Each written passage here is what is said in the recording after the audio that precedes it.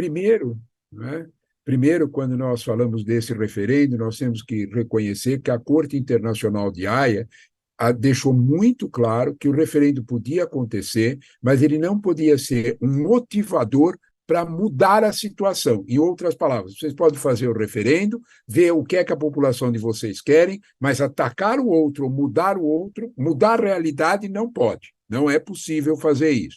O que é que está em jogo atrás desse referendo? Nós temos duas palavras, duas situações em jogo. A primeira é disputa por petróleo, como todo mundo pode entender. Essa região, embaixo dessa região, esse Equibo, tem uma das maiores reservas de petróleo do mundo, comparável, talvez, segundo alguns analistas, à reserva da Arábia Saudita, para se ter uma ideia do que nós estamos falando. A Guiana, essa reserva estava lá há muito tempo, mas a partir de 2015, a Guiana fez um contrato com uma companhia americana, a ExxonMobil, para explorar essa reserva. A Venezuela colocou, né, os seus cuidados. Como é que isso vai acontecer? Então, o primeiro motivo é petróleo. Segundo motivo, que talvez seja o mais importante desse referendo, esse problema com a Guiana existe há quase 200 anos. Não é de hoje o problema. Né? E nunca teve tanta celeuma. O porquê que agora tem?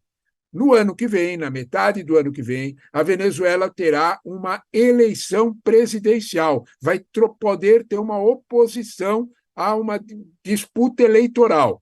O governo de Maduro precisa de alguma coisa que catalise, que reúna, que funcione como um agregador de votos. Como todos nós sabemos, quase sempre, governos mais autocráticos precisam de inimigo externo. Está aí a chance. Né? O inimigo externo, juntar todos os venezuelanos para disputar a Guiana, e aí ele ganha a eleição para presidente. Os dois motivos estão postos. O mundo inteiro está olhando para isso e esperando que a solução seja a mais pacífica e diplomática possível.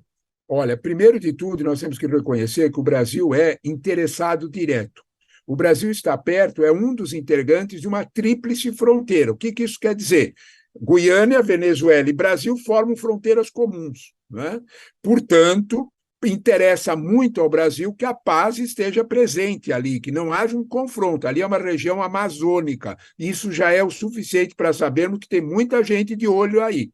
Então, portanto, não é interessante um conflito. Segundo, o conflito é desigual. A Venezuela tem um exército de mais de 120 mil homens. A Guiana tem um exército de 3,4 mil homens. Olha a desproporção: 120 mil contra 3 mil. Portanto, é óbvio que a Venezuela tem muita força. Porém, o Brasil quer equilibrar o jogo. O Brasil não quer uma disputa militar. Os militares venezuelanos têm muita proximidade com os militares brasileiros. O Brasil já ajudou a Venezuela em outras situações recentemente a impedir ataques ou invasões da Venezuela. O Brasil teve uma atitude diplomática e ponderada com os nossos militares. Portanto, isso vai acontecer novamente. Não interessa uma guerra ao Brasil e o Brasil vai usar todo o seu peso, com um país bem grande, para que isso não aconteça.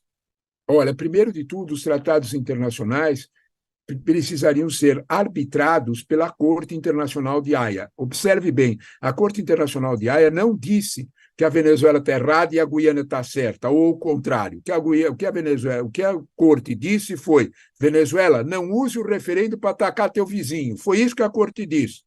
O que a Venezuela perguntou nesse referendo? Vocês querem obedecer à Corte de Haia? Só essa pergunta já não é boa, já não é suficiente. Os países precisam obedecer à Corte Internacional de Haia. Na prática, o que isso revela é que a Venezuela, de algum modo, precisa desse confronto para angariar votos na disputa eleitoral. Isso não é novo na história do mundo, sempre aconteceu. Mais uma vez, o que é que o Brasil pode fazer do ponto de vista geopolítico? Manter proximidade com os dois lados, funcionar como um negociador e, principalmente, como intermediário, até uma decisão final da Corte Internacional de Haia e que ela seja cumprida. O Brasil vai jogar esse papel. Ele já jogou esse papel há uns anos atrás, exatamente quando haviam mais pressões sobre a Venezuela e pressões maiores dos Estados Unidos contra a Venezuela. Isso já foi uma posição do governo brasileiro. Será feita novamente. É muito difícil, Porque a Venezuela ela sabe perfeitamente que haveria uma forte reprovação internacional. A Venezuela conseguiu, vamos chamar dessa forma, um alívio, um respiro nas sanções internacionais. A Venezuela precisa vender petróleo. Se as sanções internacionais, por um ataque como esse acontecer, ela para de vender o petróleo que agora os Estados Unidos aceitaram que ela vendesse. Portanto, o bolso vai falar mais forte do que os canhões. A Venezuela precisa vender petróleo e, portanto, ela vai ser, mesmo um governo autocrático como o venezuelano, vai pensar duas vezes em começar uma guerra e sofrer sanções ainda mais sérias do que aquelas que ele já sofreu. Exatamente, a ideia é exatamente essa: mobilizar o seu eleitorado, arranjar uma ideia à força que agregue seu eleitorado, e isso não quer dizer que ele vai conseguir, isso só quer dizer que ele vai tentar. As eleições é que vão dizer, e de alguma forma nós temos que esperar por elas já para no próximo ano. Deixa, é, olha, deixa eu te dizer uma coisa: enviar mais homens para a fronteira parece assim que é uma coisa muito grande. Nós tínhamos 50 é um destacamento de 50 soldados, e enviamos mais 30 soldados. Vamos com calma. Né? O Brasil não está enviando soldados para lá, nem canhões, nem nada disso. A força da diplomacia brasileira é muito maior do que qualquer ação militar. O contato dos generais brasileiros com os generais venezuelanos é muito mais forte do que qualquer presença militar nesse sentido. Está muito longe de um conflito armado montado nessa situação. Portanto, o que nós temos que ver agora é que, por exemplo, o assessor presidencial Celso Amorim esteve na Venezuela 2 semanas atrás. Qualquer necessidade, novos integrantes do governo brasileiro vão visitar a Venezuela e colocar, vamos usar uma expressão bem nossa, panos quentes para que nada saia do controle. Eu não acredito efetivamente que saia do controle, porque, eu repito, a Venezuela vai pensar primeiro no bolso e depois nos canhões.